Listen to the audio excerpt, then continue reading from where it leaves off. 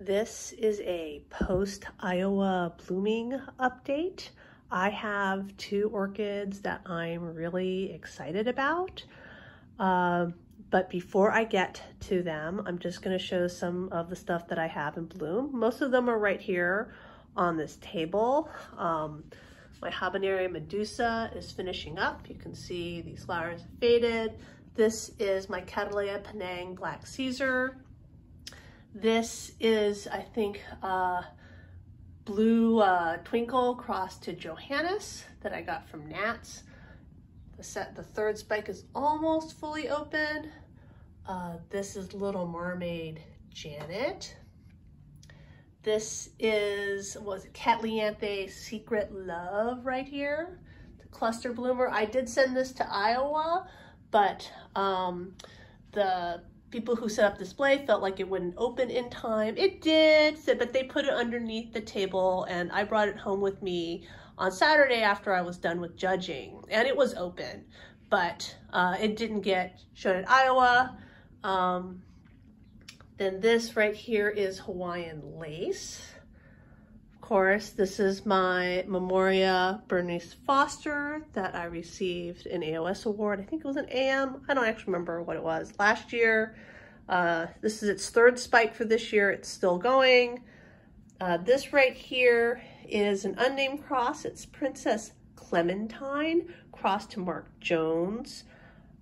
This one, I would really like to take this to EIOS judging. I think it's gorgeous, but when I was bringing it in, so you see right here, I snapped the second bud off, and that makes this extremely underflowered. So I'm thinking that I'm gonna wait until next year to take this to EIOS judging, but it's gorgeous. The first bloom seedling. I got it from Sunset Valley Orchids. This is another spatulate antelope type dendrobium that I got from Nats during the Orchidland Fest. This is Tiny Twister crossed to Discolor. Behind it, I got this very recently. I didn't do a video of it. It was a single orchid buy. I follow Peter Lynn, who runs Diamond Orchids on Facebook, and he posted that he had this Sun May Gold, and this is a Richard Mueller cross. It's spotty. I had seen this a few years ago at High Desert Orchids before she closed, but she never got it again, and I was unable to buy it. So I was really happy that Peter was willing to sell me one. This is my Encychia radiata. I showed this when it was at Iowa. Some of the older foliage is not so awesome. So you can see the spots there on the foliage, and it lost a bunch of petals in different places going to Iowa. So you can see that some of them don't have all their petals and sepals anymore, but as a grouping, it still looks fine. And then this right here, which is sort of going now, this is a Catala Baueringiana. I did send this to Iowa, but what's amazing about this is I'm going to back up, is that this Baueringiana, here's my hand, is about 6 to 8 inches tall. This is really small for a Baueringiana. And I've had this for 12 years. I got it from Oak Hill Gardens before they closed, I think like as a 2-inch seedling. I don't know if it was one of the freebies that they were giving away, but it is tiny. This is its first bloom. It has taken me 12 years to get it to bloom, but it's blooming really small. So most Baueringiana, I don't even know if I'm saying that correctly, but they're really large. They're like 2 foot tall orchids, and it just takes a lot.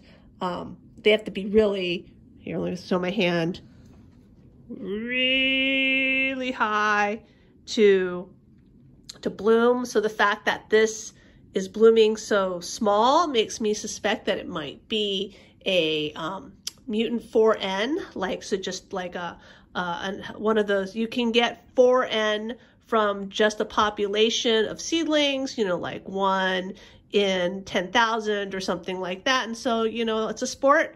I'll have to keep blooming it to see. I almost composted it last year thinking that after 11 years I've never gotten bloom and maybe I should just get rid of it, but I'm glad I saved it.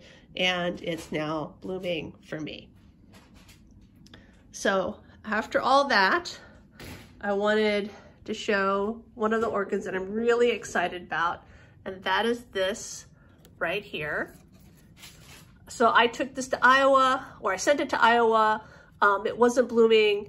It did not open in time, and so it was pulled from judging, so it wasn't considered. I'm glad for that, and I'm hoping it'll make it to AOS judging in what's now a week and a half, and we can have considered. This is Catala Bengal Baby. It might be Rinco Catala Bengal Baby. It is jungle hotspots crossed to sunspots. This is part of breeding that Fred Clark has been doing, where he attempted, or not attempted, I mean, he succeeded. He wanted to breed flares into spotted Catalas, sort of like Penny Carota, but smaller. I have a Penny Carota. It's about 2 feet tall, or it was before I almost killed it. And this plant is about 6 inches tall. So I'm really excited about this one. I think the coloration on it is fabulous. I don't know if it's AOS awardable, but I'm hoping it will make it and I can show it to the other judges. The other orchid that I'm really excited about is my Teresa Ricki. So this is Catala Teresa Ricki. This is the first time it has ever bloomed for me. I thought I might have gotten it to bloom about, well, I want to say 3 years ago now, but I had accidentally snapped off the spike or the sheath, the part of the inflorescence that had the sheath, but it still didn't bloom for another basically 3 years. So this is its first blooming. It has 2 buds, one is, and then this is the third, so basically it'd be 3 flowers on the inflorescence. They all been, and I just love how it looks. Look at that bright pink lip right there. I did look this up. There's been a whole bunch of Teresa Rickis awarded in the last, I want to say, 10 years, 5 years. This is from H&R. I actually got this, about, like 6 to 8 years now.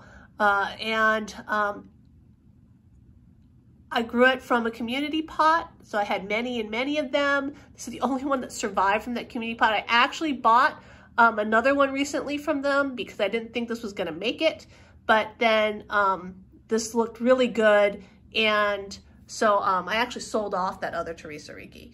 But I am really excited. A lot of hard work has gone into this, and now it's blooming. So this right here is my PlattiStele Steno Arcus. I used to grow it in my hot box, but I've taken it out because I think it's just too much light, and it was getting kind of yellow on the leaves. But this has these tiny little orange flowers, which I'm not sure it's gonna my phone is gonna focus on, but I think it is so cute. It is pretty much always blooming. So I've shown the 2 Catalas that I was really excited about, but I do have more stuff in bloom. Like this is my Marineno Hava Hollowed Abundance. It's this big cluster bloomer. I did send this to Iowa. I think it got a 2nd place. A lot of the flowers are fading on it. But the reason I'm up here is I want to show this. This is Mini Song crossed to Richard Mueller. And normally it is this bright pink like the Marineno Hava, but this is a winter blooming of this, and look how pale and pastel that flower is. I think it's really cool. So this right here is Suncoast Summer Treasures. It's Prada Green Deluxe crossed to Schomburgkia Christiane, and you can see how much damage is on it. And when it used to be on the top of one of my 6-foot shelves, and when I went to bring it down for the Iowa show, I found a slug on it. And so there used to be a 2nd bud, but the slug made like put huge holes in it and the bud died. So I'm not too happy with how it looks on the lip. You know, it's really curled in. I'm hoping someone will buy it at the spring show. Then let's see, down here, I think this is one of those Kingom hybrids that's blooming right now. And yes, Pinto, you've just knocked over a plant. Oh, I fixed the plant that Pinto knocked over. This right here is the Sanfania Metada that is still in bloom. I did not send it to Iowa because it got bitterly cold for Iowa while we were out there. And a lot of my plants came back from that show very damaged. And I was suspecting that might happen. And I just thought that the Sanfania was too delicate to send to Iowa. So I'm glad I didn't send it. My Encychia Caba is still blooming. I also didn't send that to Iowa because it just didn't seem to have enough flowers. And even though this looks like it's really far along, I think it's going to be another 2 to 4 weeks before these open up. My Fred Clarkara After Dark is in spike. And that's it for this update.